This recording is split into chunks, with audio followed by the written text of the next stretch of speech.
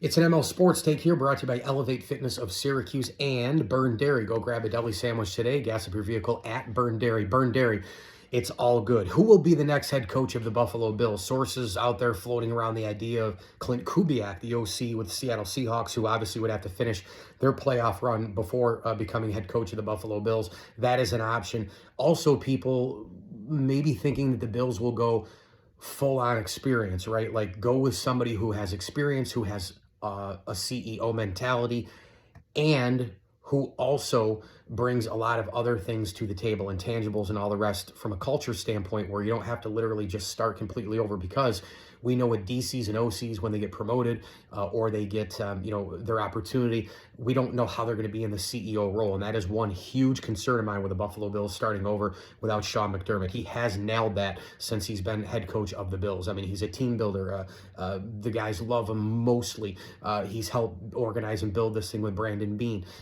There's a professionalism. It became a destination. There's a lot of things Sean did great in the CEO head coach spot. Now, we know that the Bengals playoff game was a disaster, conservative nature. He's a defensive guy, 13 seconds. He has some bad things on his resume for sure, but from a CEO culture standpoint, this guy has nailed it as well as anybody in the NFL the last 5 to 7 years. The Bills just haven't been able to get up over the hump. With experience, do you look at John Gruden? Now, he wore people down big time at the end of his Raider and Buccaneer tenure, but he has a ton of experience. He's offensive. He's super energetic. He's well respected, and he loves Josh Allen. Just go listen to him talking, on those videos. That would be that would bring some huge attention to the Buffalo Bills. I don't think they're in the attention business. I think they just kind of want to strike this thing, get a big time guy, big time offensive mind, and go from there. Now, if you strike it, we don't know how this is going to go, positively or negatively. But if you were to get Clint Kubiak and it turned out at least as good as Ben Johnson, the Buffalo Bills would be pretty darn happy, right? And we don't know if Ben Johnson is sustainable or not, but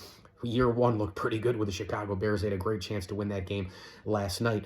I think that one thing everybody has tried to do in the NFL, they've tried to find the next Sean McVay. They've tried to find the next Kyle Shanahan. Who's the next who's the next brightest, best offensive mind? Ben Johnson was that guy not too long ago. Many people thought it was a Cliff Kingsbury.